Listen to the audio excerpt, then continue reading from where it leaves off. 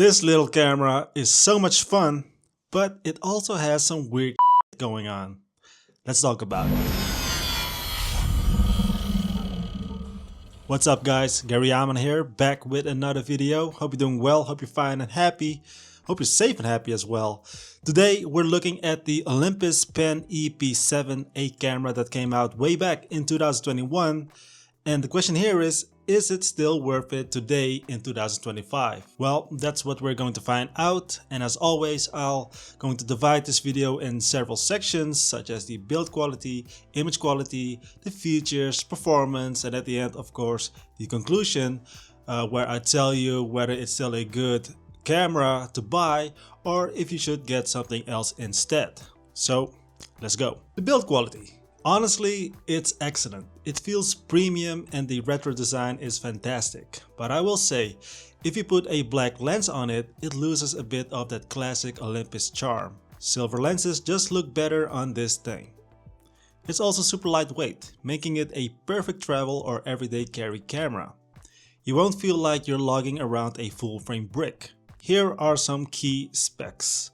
20.3 megapixel micro four thirds sensor, a 5-axis in-body stabilization, 4K 30 frames per second video recording, tilting screen but with limited touch functions. So it doesn't have a lot of things at all, and yeah, you can definitely tell that this is an older camera because it doesn't have USB-C. Also, you got a micro HDMI, you don't have any like headphone jack or a microphone input or port whatsoever. But you know, at least the SD card slot is easy to access at the bottom of the camera, where also the battery compartment is. The buttons feel great. It reminds me of Fujifilm somehow, maybe because of the look, the retro look, but also just how it feels. And I think that's a compliment. The built-in flash is also really nice and really convenient. You can tilt it up for a subtle fill light or aim it straight ahead if you want to blind people like you're in Men in Black. You know, you can like vaporize the memories. The lack of a viewfinder is a little disappointing, but the screen does an okay job. It gets the job done, but don't expect the highest quality screen or anything. I just touched a little bit on the screen that is touchscreen, but it only works in certain areas, not in the menus, only with looking at the pictures. Overall, the design is solid, it's fun to use, and because it's so light, I find myself reaching for it way more often than a bulky full frame setup. So I think in my unboxing video somebody asked for, is this a great travel camera? The answer is yes, it's a great travel camera. Now keep in mind, this is primarily a photography camera. If you're looking for a great video camera, this ain't it. EA Sports. Anyways, when the lighting is good and you've got a nice lens on here, the images are sharp, colors are great, and you can definitely get some award-worthy shots. So if somebody's telling you that, even myself, you know, micro four thirds is not a great sensor for nice pictures, you know, but even with this budget-friendly camera, you can get some great results. And also the JPEG processing from Olympus is also really solid, as you can see in the pictures right now. But just to inform you, I've never been a huge fan of micro four thirds sensors because they tend to struggle in low light. And indeed, the Pen E-P7 is no exception. Noise creeps in quickly at higher ISOs, but luckily we got a nice built-in flash and it helps quite a lot. Instead of cranking up the ISO, you can just pop it up and get some nice results. In normal lighting conditions, bright light conditions, no, I don't have any complaints. This thing delivers. It's really nice, it's really good.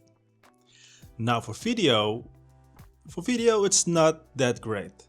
It maxes out at 4K 30 frames per second and there's no advanced video features like lock or anything like that. What we do get slow motion, but as you can see, it kind of looks like a budget smartphone video quality.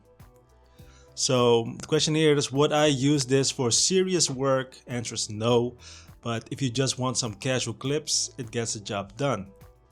But then overall, I would say just use your phone because it kind of looks better. Features and performance. Olympus added some extra features like the art and AP modes, Basically, these are built-in filters and creative effects, and they are like little gimmicks and tools to help you out with certain things in photography. I personally never use them because I feel like they take away from the creative process. But you know, it's nice to have those things, I guess. If you feel like you need to do something else or you just want to test it out, it's just nice to have. The hot shoe mount is useful if you want to attach an external flash. And yeah, that works fine. As you can see in this little clip here where I use a external flash, and the result is pretty okay, pretty decent. I can do better, but it is what it is. It looks pretty good. Battery life. Battery life is surprisingly solid. I've been using it for 2 days straight on a single charge, and it still has something in it. Not that much, but if you leave the Wi-Fi and Bluetooth on, your battery will drain quite fast. So turn that off when you're not using it. But if you keep it on, you can use the Olympus app to connect to the camera. And you can use your smartphone as a remote, and it shows you the actual footage, which is a nice feature. Now let's talk about autofocus, and this is where things start to fall apart a little. The continuous autofocus is not that reliable, unfortunately. It hunts a lot, especially in low light or if your subject moves too much. And I have to say that I was a little bit disappointed because I was having so much fun with this camera, and then this autofocus thing, especially in continuous autofocus, I was like, okay, here I can see that this is indeed a budget camera. So what is the best way to use autofocus? Well, single point autofocus. This works fine for stills, but for moving subjects, even slow ones, it's still not 100% accurate. But that's better than continuous still. For video, it's the same story.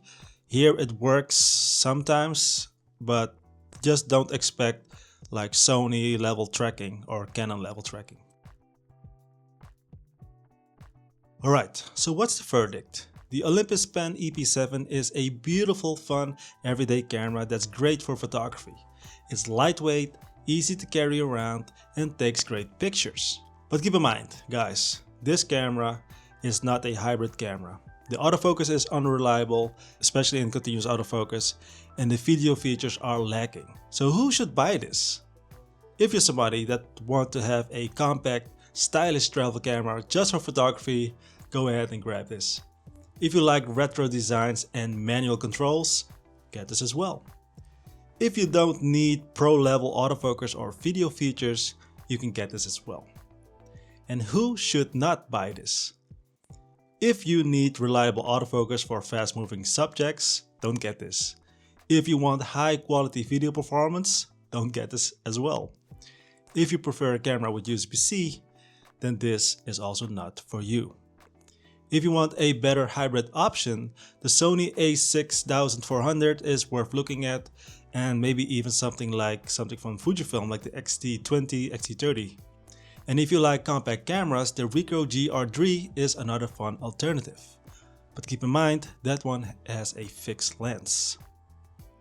At the end of the day, the Pen E-P7 is a fun little camera that makes photography enjoyable. And sometimes that's all you need. If you got any questions, drop them down in the comments. Make sure to subscribe if you haven't already, and I'll see you in the next one. As always, stay safe, stay happy, and good luck.